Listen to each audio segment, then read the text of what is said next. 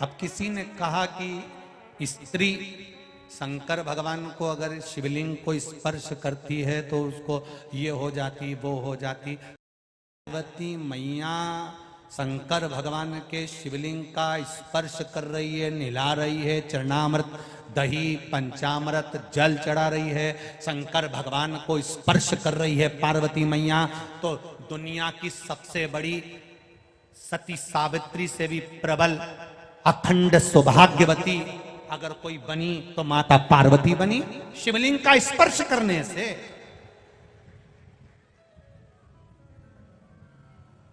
कई लोग कहते हैं शंकर जी को मलमल का, ना पार्वती मैया स्पर्श कर रही है। पार्वती मैया शिवलिंग का स्पर्श कर रही है। उमा देवी ने शिवलिंग का स्पर्श करा, कात्यायनी, कुष्मांडा, चंद्रघंटा, स्कंदा, सारे चरित्र निकाल कर देखिए। नारी शंकर भगवान के शिवलिंग का स्पर्श कर कर पूजन कर सकती है। ये शिव महापुराण की विद्येश्वर संहिता का 73 नंबर पेज कह रहा। करो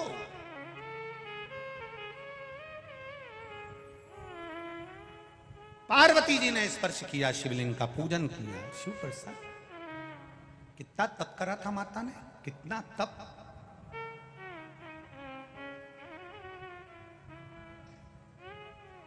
जब पार्वती जी छोटी थी ना, लहंगा, चोली, सुंदर चोटी, सुंदर कर्णफूल, नैनों में सुरमा, सुंदर धारण कर कर माता पार्वती जी जाती थी। सुंदर सुंदर स्वरूप धारण कर कर मां जाती। उस समय पर माता पार्वती जी शिव जी की आराधना करने के लिए नहीं जाती।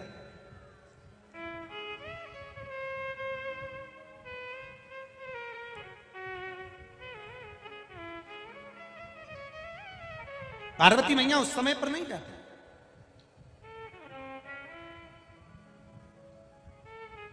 पार्वती मैया मैनावती के साथ में एक सुंदर हिमालय राज की नगरी में एक सुंदर शिवालय है। सुंदर शिवालय,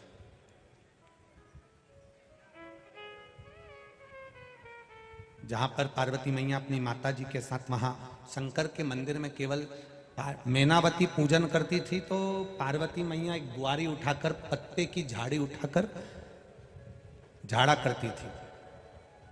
छोटे बच्चों को यह ज्ञान देना जरूरी है। छोटे बच्चों के भीतर यह स्मरण कराना जरूरी है, बहुत जरूरी है। जाओ, आप जब तक सेवा करो तब तक अपने बच्चों से कह दो कि जरा सा भगवान के मंदिर में पोछा लगा दो बेटा, झाड़ू लगा दो, सेवा में लग जाओ। जिसको मंदिर में सेवा करते हुए शर्म नहीं आती, वो घर में भी सेवा करने में शर्म महसूस नहीं करता है, करता ही है। पहले के समय में लोग जब शादी में भोजन होता था, शादी में जब भोजन होता था तो घर के लोग भोजन कर कर जाने के बाद लोग पत्तल उठाते थे। घर के लोग पत्तल उठाते थे, और जब घर के लोग पत्तल उठाते थे फिर उसको रख कर आते थे। घर के लोग, आज के जमाने में अगर घर का कोई व्यक्ति चाय पीकर कप रख दे तो भी घर के लोग इंतजार करते हैं कि वो पोछे वाली आएगी, बर्तन वाली आएगी, झाड़ू वाली आएगी, वो उठा कर ले जाएगी। अपन नहीं उठाएंगे, अपन को नहीं उठा, लोग इंतजार करते। कितना कितना सुंदर बात कही गई है महाराज। कूर्म पुराण में वर्णन किया गया और भविष्य पुराण में वर्णन किया गया। कूर्म पुराण और भविष्य पुराण। किसी अतिथि के झूठे पात्र को उठाकर हम अगर ना मांझे, बर्तन हम नहीं मांझे, आपके यहाँ बर्तन वाली लगी है मत मांझो, आपके यहाँ बर्तन मांझने वाली लगी है मत मांझो।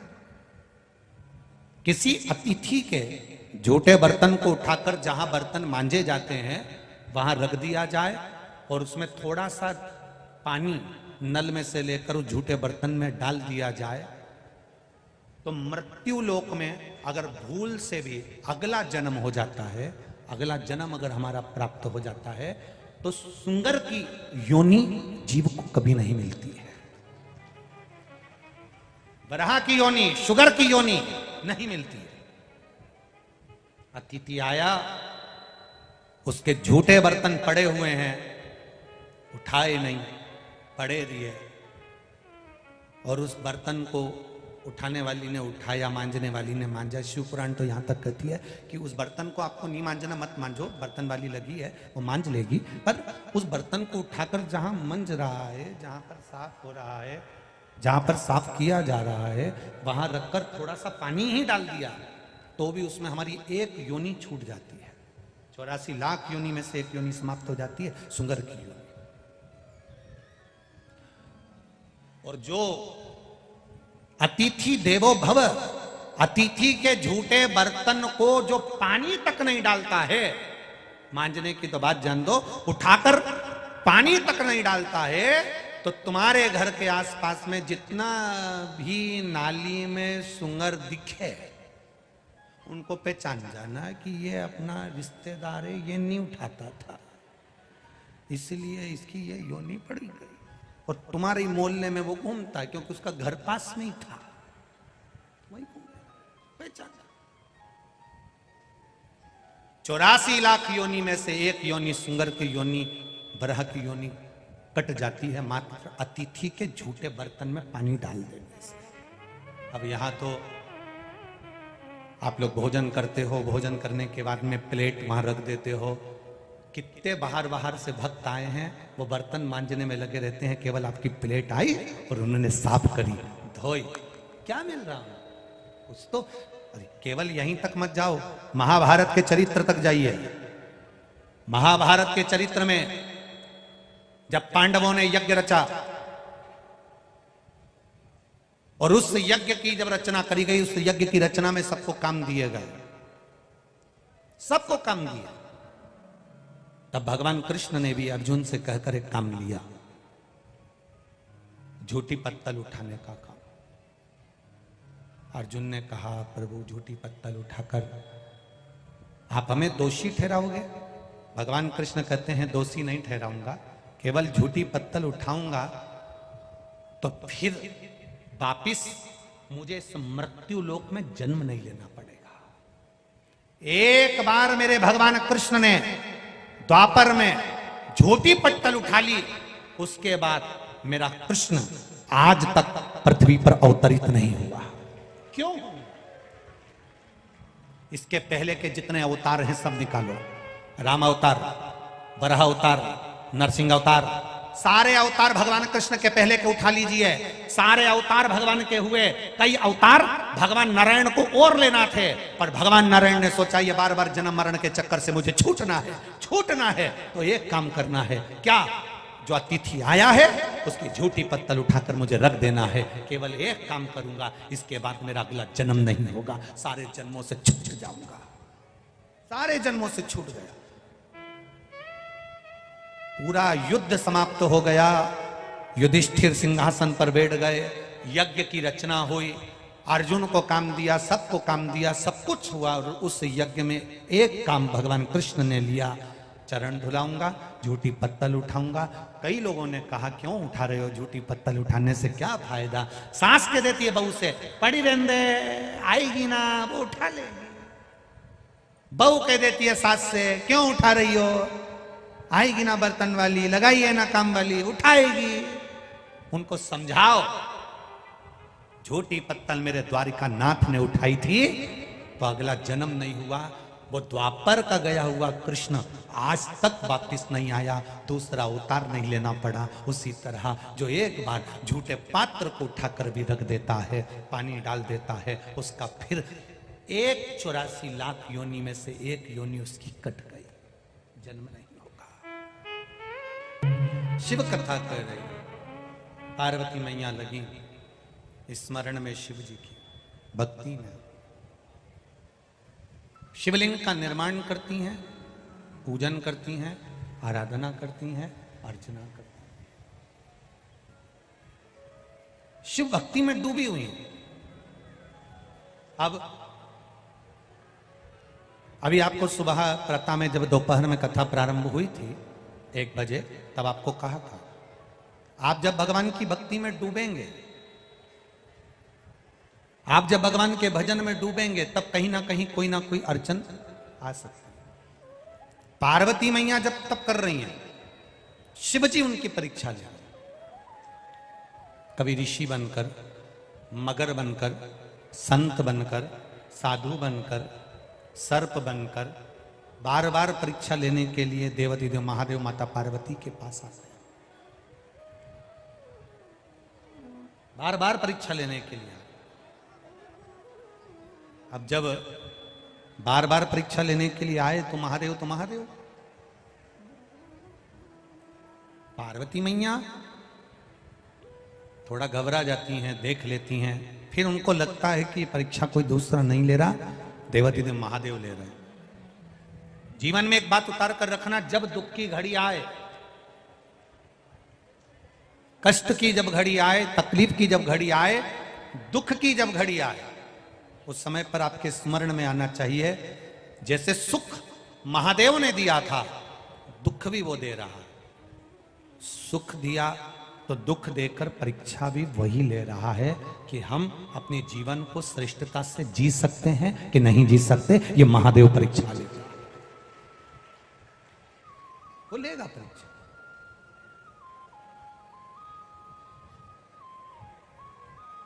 जब से तेरा गुलाम हो गया, तब से मेरा भी हो गया। जब से तेरा गुलाम हो गया, तब से मेरा भी नाम हो गया। वरना औकात क्या थी मेरी, सबसे बढ़िया सबसे भोले बाबा तेरी नौकरी, सबसे बढ़िया है सबसे। परीक्षा ले, वो परीक्षा लेते समय तुम्हारे बीच में भान होना चाहिए कि वो परीक्षा ले रहा है, हिम्मत नहीं आ रहा, हिम्मत ना आ रहा। लेगा परीक्षा, बहुत लेगा, पर हिम्मत ना आ रही है। पार्वती जी ने कोई हिम्मत नहीं हारी। माता पार्वती जी शिव जी की आराधना में लगी रही। समझाया, घर के लोगों ने जब समझाना चालू करा तो पार्वती जी एक वन में जाकर एक गुफा में प्रवेश कर कर शिवलिंग का, बालू रेत का शिवलिंग का निर्माण कर कर उसकी पूजन करती हैं। हस्त नक्षत्र हरतालिका तीज का दिन इतनी परीक्षा देते जब तक पार्वती जी हार चुकी थी, तब आखिरी हस्त नक्षत्र हरतालिका तीज का दिन माता पार्वती जी ने शिव की फिर एक बार आराधना करने बैठी। ना कुछ खाती है, ना कुछ पीती है, केवल बेलपत्र का सेवन करती हैं, वो भी छोड़ दिया। नासिका के 2 छिद्र हैं, एक छिद्र से श्वास लेना, एक छिद्र से छोड़ना, ये भी छोड़ दिया। केवल एक छिद्र से ही श्वास लेती हैं, एक छिद्र से ही छोड़ती है। श्वास को भी माता पार्वती थाम लेती हैं, तब देवलोक हिलने लगता है। कामदेव को भेजा, जाओ समाधि तोड़ो। कामदेव को भेजा गया, समाधि तोड़ दीजिए। कितना लोगों ने विचार करा कि कामदेव को समाधि तोड़ने के लिए भेजा। देव ऋषि नारद को लगा मैंने तप करा और मेरी समाधि को कामदेव नहीं तोड़ पाया, पर महादेव ने तप करा और महादेव की समाधि कामदेव तोड़ दिए। देव ऋषि नारद के भीतर भी अभिमान आ गया था कि मेरी तप साधना बड़ी है, कि मेरी समाधि को कामदेव नहीं तोड़ पाए थे, और महादेव की समाधि को कामदेव ने तोड़ दिया। पर कौन समझाए कि कामदेव रति के पति हैं और शिवजी सती के पति हैं। जब अपनी पत्नी के बहन का पति जब आता है तो पत्नी कह देती है वो आए हैं तो थोड़ा सा मिल लेना हो। कामदेव आए, नारद जी कहते हैं इनको समाधि नहीं तोड़ना था। इनको समाधि नहीं तोड़ना थी, समाधि क्यों तोड़ी इनने? पर जैसे ही कामदेव आए, तीक्ष्ण तीक्ष्ण बाण चलाते हुए आम के पल्लव में कामदेव छुप कर बैठ गए। सनातन धर्म के अंतर्गत आम के पल्लव की बड़ी विशेष महत्व था, जिसमें कामदेव छुप कर बैठे थे। शुभ कार्य के लिए, अच्छे कार्य के लिए आम के पत्ते की बंदरवाल बांधी जाती है।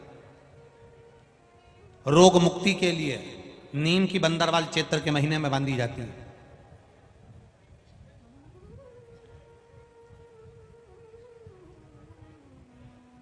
पीपल के पत्ते की बंदरवाल पितृदोष के निवारण के लिए लोग बांधते हैं। कितनी बंदरवाल हमारे यहां सनातन धर्म में कही गई।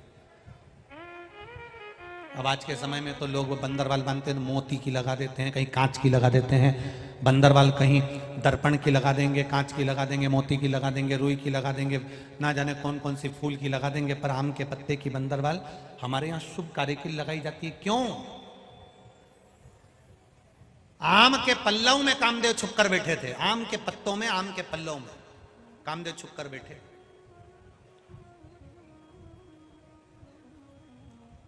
और वो आम के पल्लव में छुप कर बैठे तो देवाधिदेव महादेव ने भी कह दिया, सुनो कामदेव, तुम भस्म जरूर हो गए मेरे नेत्र की ज्वाला द्वारा, पर आम के पल्लव में तुम छुप कर बैठे थे, इसलिए जिसके द्वार पर ये आम के पत्ते की बंदरवाल बांधी जाती है, पल्लव लगाए जाते हैं, वहां पर महादेव की दृष्टि रहती है, कोई दूसरे की दृष्टि कभी नहीं पड़ सकती है। ये आम के पल्लव में तुम छुपे हो, इसमें मैं स्वतः विराजमान। अब मेरे देवाधिदेव महादेव ने कामदेव को भस्म कर दिया। रति रोने लगी। शिव जी ने कहा, तुम्हारा जो पति मिलेगा ये अनंग अनंग मिलेगा जरूर, ऐसा नहीं कि नहीं मिलेगा, मिलेगा। कृष्ण भगवान के पुत्र के रूप में ये प्राप्त होगा। तुम अपनी तप साधना में लगी रहो, भजन में लगी रहो। कोई कोई नारी कह देती है, गुरुदेव पति चले गया, हम अकेले हो गए, बेधव्य हो गए। क्या बेधव्य नारी शिव की आराधना नहीं कर सकती है? हम बुजुर्ग हो गए, क्या हम शंकर का स्मरण नहीं कर सकते हैं? क्या हम शंकर का गुणगान नहीं कर सकते हैं? पर शिव महापुराण की कथा तो शुरू में ही कह दी है साहब। बिंदुक मर चुका था, चंचुला देवी रोती हुई काशी में गई थी। काशी में चंचुला देवी का पांव फिसल गया सीढ़ियों से माता बड़ी का, और चंचुला देवी के प्राण छूटे और चंचुला मां पार्वती की सखी बन गई और कैलाश धाम पर रहने लगी। मौन रहकर, चुप रहकर, एकांत में चंचुला देवी रह रही है। शांत होकर चंचुला देवी रह रही है, मौन एकांत चंचुला रह रही है। और जब चंचुला देवी एकांत में रह रही है, मौन होकर रह रही है, शांति पूर्वक रह रही है, तब पार्वती जी का ध्यान गया कि आखिर बात क्या है, ये बोलती क्यों नहीं है, आखिर बोल क्यों नहीं रही है, कारण क्या? तब कहा ये चंचुला है, इसका पति चले गया, प्रेत योनि में पड़ गया। शिव जी ने आज्ञा कर दी, तुम चिंता मत करो। अगर ये शिव महापुराण की कथा सुन लेगी, भले विधव्य है, भले विधवा है, शिव महापुराण की कथा अगर सुन लेती है तो इसका पति प्रेत योनि से छूट जाता है, देव योनि को प्राप्त होगा। ये बेधव्य होने के बाद अगर शिव महापुराण की कथा सुन भी लेती है, कभी जीवन में किसी भी जन्म में यह कभी बेधव्य नहीं होगी, अखंड सौभाग्यवती होकर पति के कंधे पर जाए, अखंड सौभाग्यवती। यह साधारण नहीं है शिव पुराण की कथा जो आपको मिल रही है। पार्वती जी ने घोर तप करा, अखंड तप करते करते पार्वती जी ने शिव को प्राप्त करा। शंकर भगवान दूल्हा बने, पार्वती जी दुल्हन बनी। शिव दूल्हा और दुल्हन के रूप में पधार रहे हैं। जोरदार ताली बजाएं देवाधिदेव महादेव पार्वती जी के लिए। माता पार्वती जी भगवान शंकर के गले में सुंदर जयमाला प्रदान कर रही हैं। जोरदार ताली बजाइए। शिव जी के गले में माता पार्वती जयमाला दे रही हैं, शंकर भगवान पार्वती जी के गले में जयमाला दे रहे हैं।